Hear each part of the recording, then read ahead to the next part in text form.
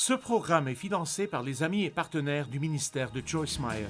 Ayez un cœur qui est prêt à obéir à tout ce que Dieu pourrait dire. Vous ne pouvez pas entendre Dieu si vous allez entendre sélectivement.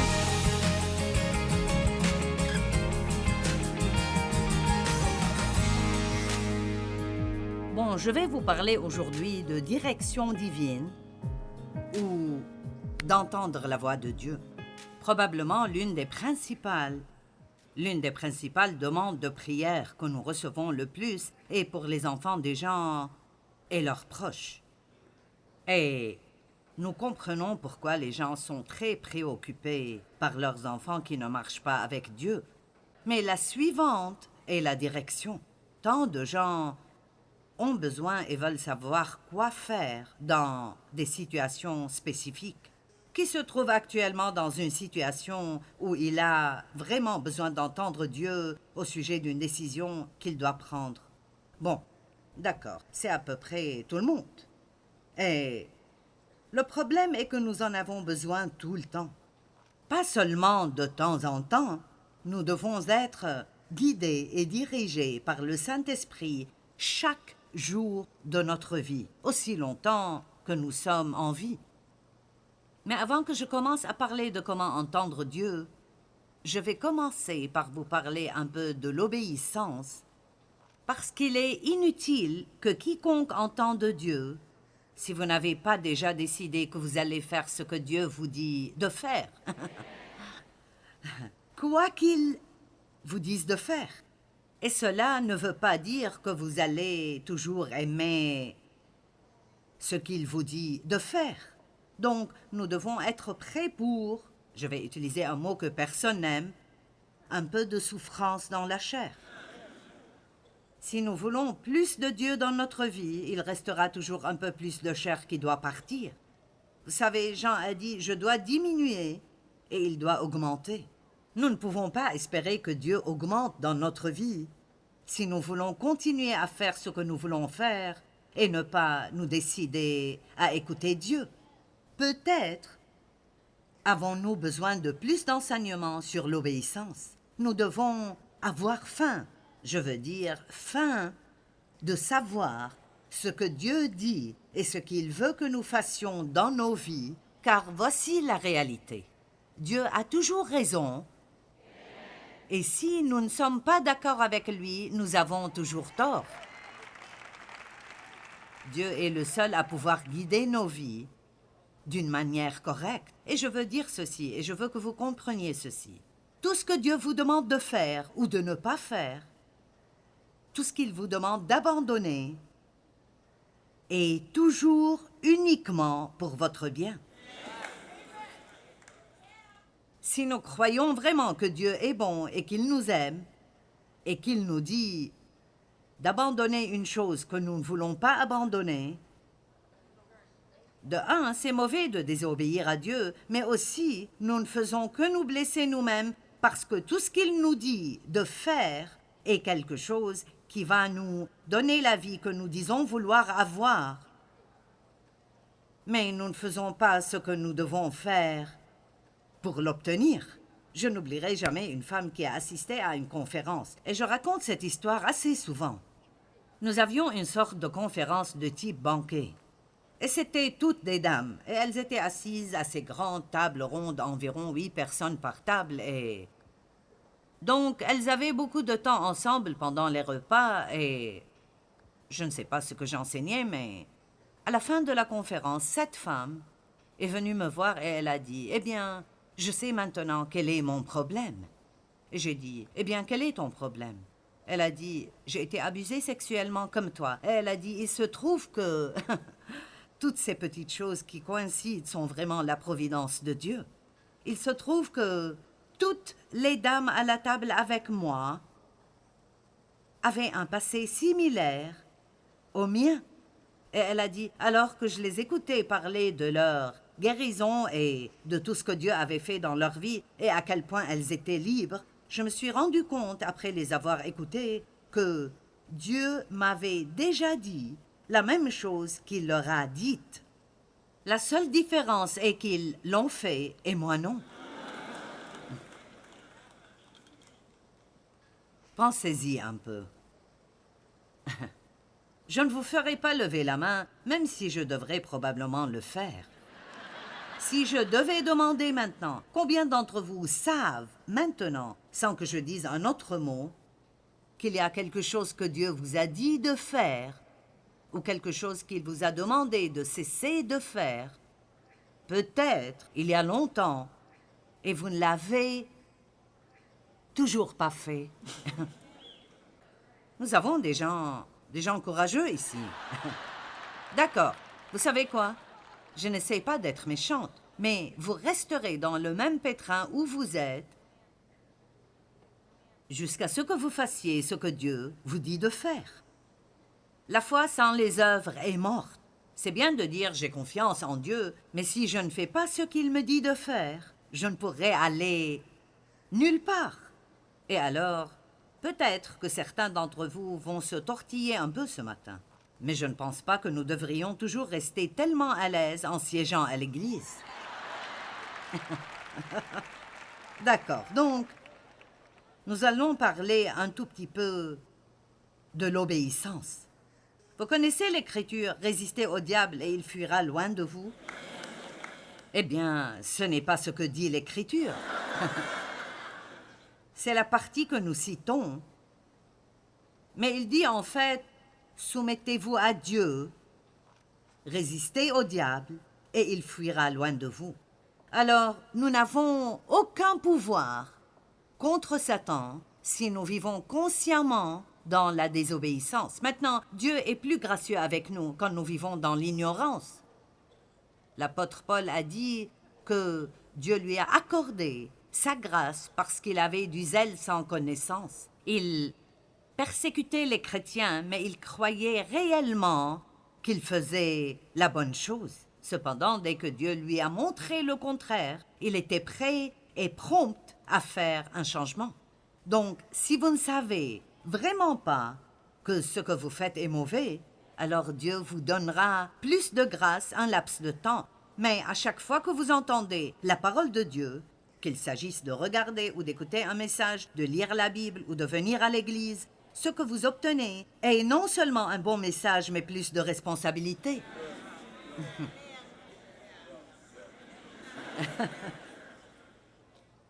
Parce que maintenant, vous savez quelque chose que vous ne saviez pas avant.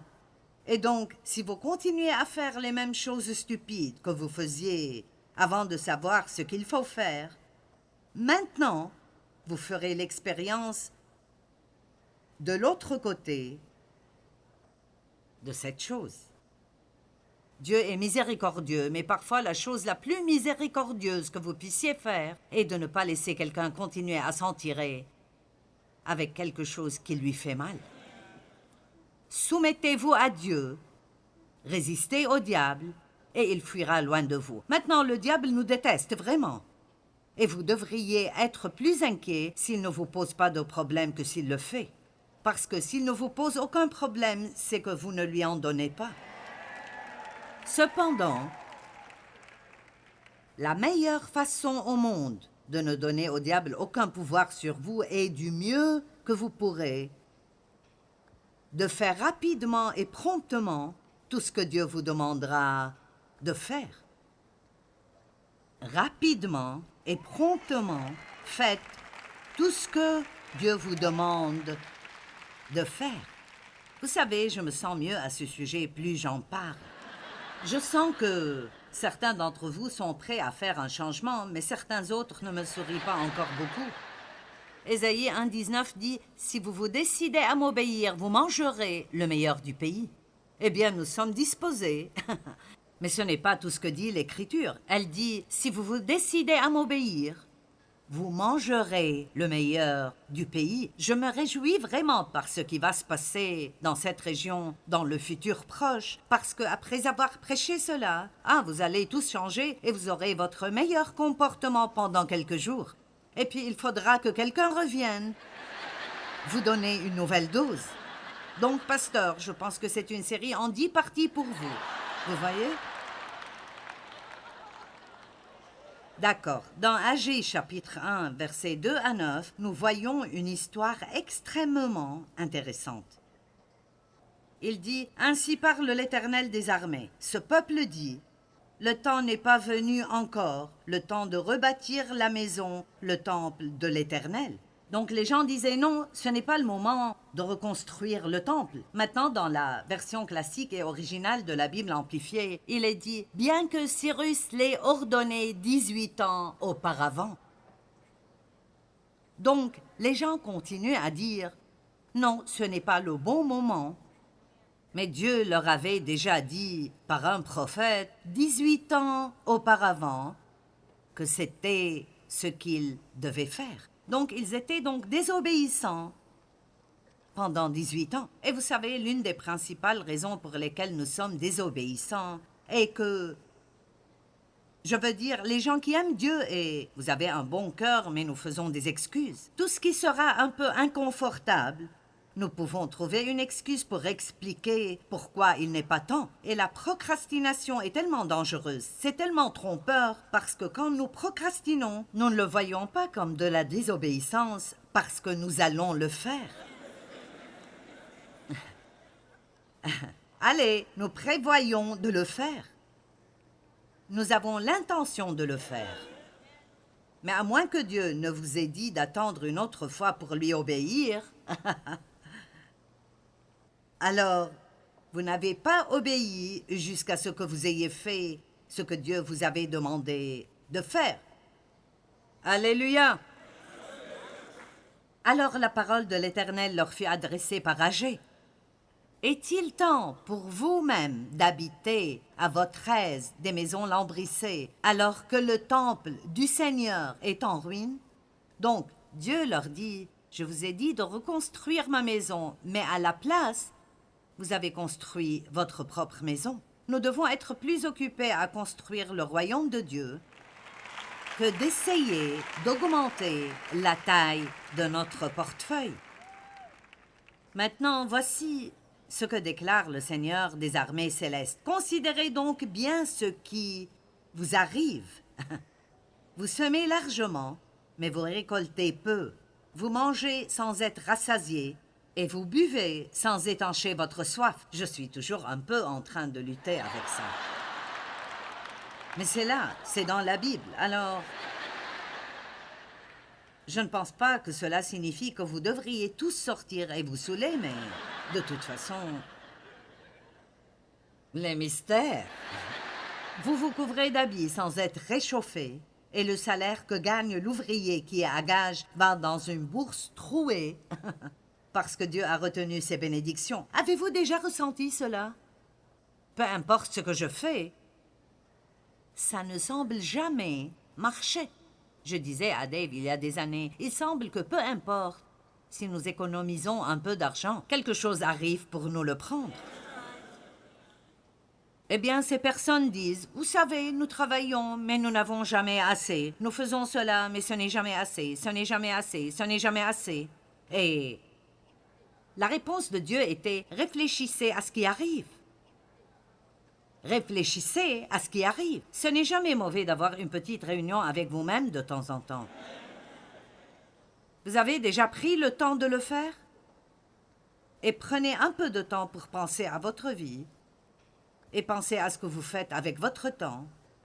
Et même juste penser à toutes les choses que vous faites juste pour faire plaisir à quelqu'un d'autre, quand vous ne sentez pas dans votre cœur que c'est ce que vous êtes censé faire.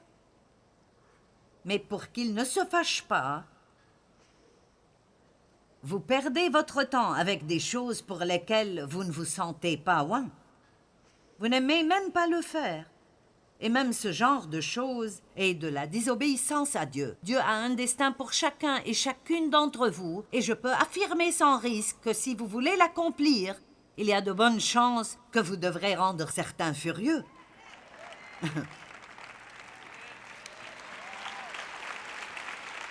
Amen.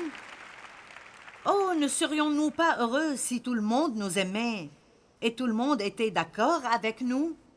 Mais nous pouvons sûrement comprendre que le diable ne laisserait pas cela se produire car l'approbation des gens est l'une des choses auxquelles nous aspirons beaucoup trop. Il s'assurera toujours qu'il y a quelqu'un qui désapprouve en espérant que pour obtenir leur approbation, nous ferons ce qu'ils veulent au lieu de faire ce que Dieu veut.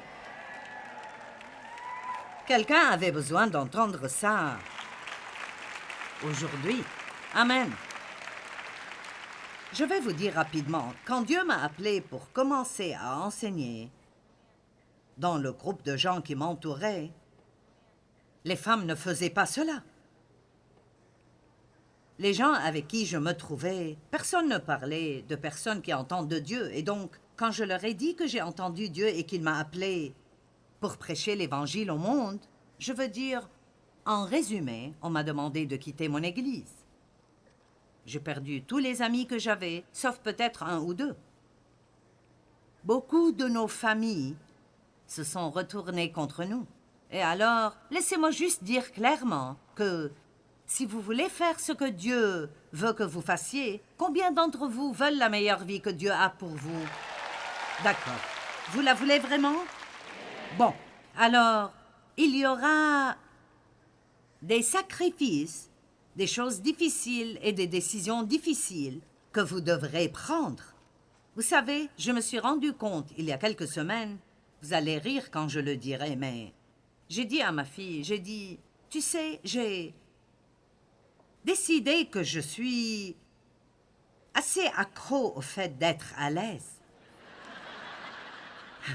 Et elle a dit, oh, tu sais, nous le savons tous.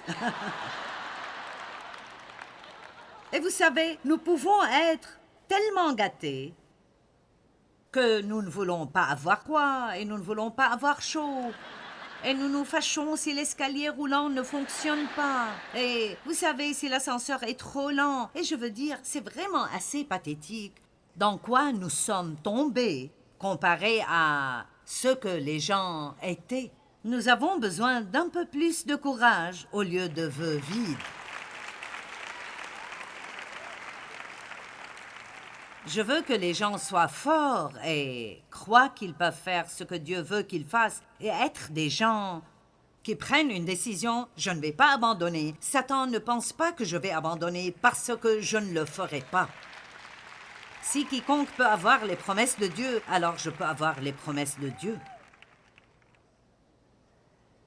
Verset 7, ainsi dit le Seigneur des armées. Réfléchissez donc bien à ce qui vous arrive. Verset 8, allez à la montagne, rapportez-en du bois et bâtissez le temple. J'y trouverai plaisir, j'en serai glorifié. Voici ce que déclare l'Éternel. Verset 9, vous comptiez sur beaucoup, mais vous avez obtenu peu. Vous aviez engrangé ce que vous aviez récolté, et j'ai soufflé dessus. Pourquoi? Parce que mon temple est en ruine. Tandis que chacun de vous s'affaire pour sa propre maison et cherche son propre confort. Amen. Permettez-moi simplement d'irriter quelqu'un en disant que vous devez donner généreusement. Donnez généreusement. Si vous voulez faire partie d'une église, choisissez-en une qui fait beaucoup de services. Je ne pense pas qu'une église est une vraie église si elle n'aide pas les pauvres et les nécessiteux. Je veux dire, si tout ce que nous allons faire, c'est avoir un petit club social où tous se rassemblent et essayent de construire notre propre petit royaume, alors nous avons manqué le but. Je veux dire, la façon dont le monde va changer, c'est par nous qui sortons dans le monde et qui aimons vraiment les gens, parce que c'est une chose qu'ils n'arrivent absolument pas à comprendre, surtout si vous apprenez comment aimer vos ennemis.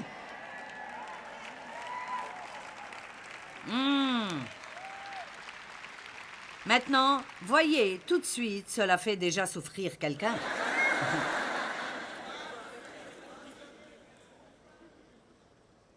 Si vous écoutez vraiment bien, vous entendrez Dieu vous dire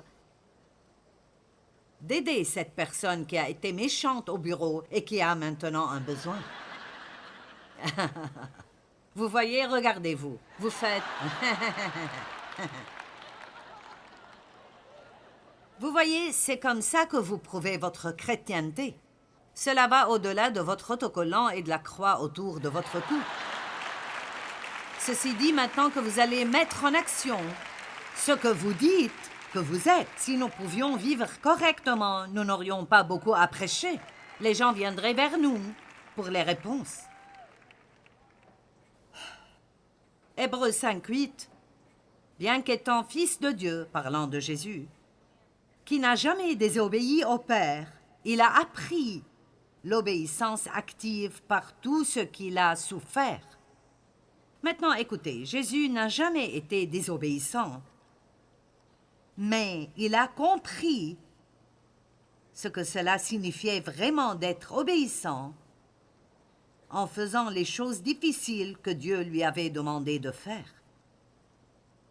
Et vous voyez, vous ne pouvez pas vraiment savoir ce que signifie vraiment d'être obéissant si vous ne faites que des choses que ça ne vous dérange pas de faire, qui vous amusent ou que vous aimez vraiment faire.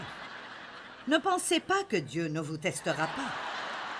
Laissez-moi vous dire quelque chose. Il y a tellement de gens qui regardent en ce moment. Vous êtes au milieu d'un gros test et je vous le dis, vous feriez mieux de le réussir car sinon vous devrez le refaire.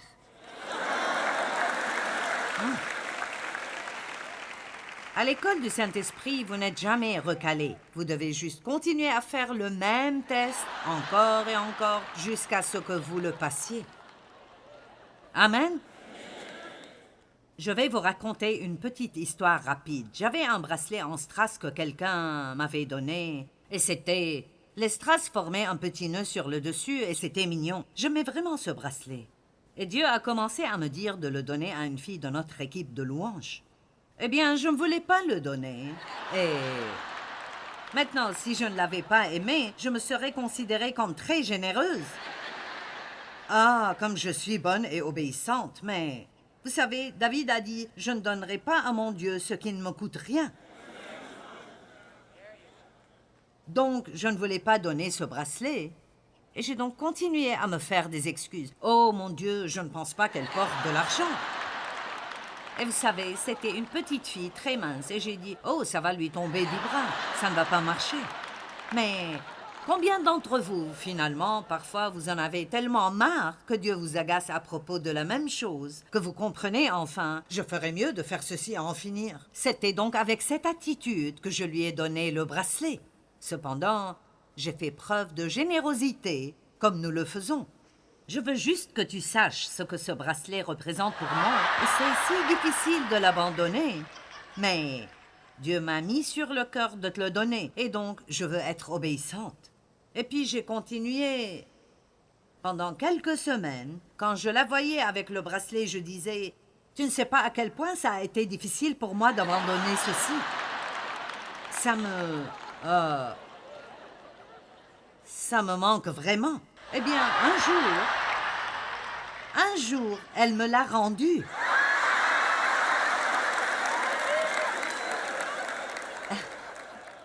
Et elle a dit, j'ai juste senti que Dieu m'a dit de te rendre ça. Oh là là, Joyce. Mais voici la chose intéressante, j'ai toujours ce bracelet. Mais voici ce que je peux vous dire. Je ne l'ai jamais porté une fois. Pas une fois depuis. Et vous savez ce que Dieu m'a appris? Une fois que j'ai mis le doigt sur quelque chose, il ne t'appartient plus. Maintenant, écoutez, et si vous le gardez, vous ne pourrez absolument pas en jouir.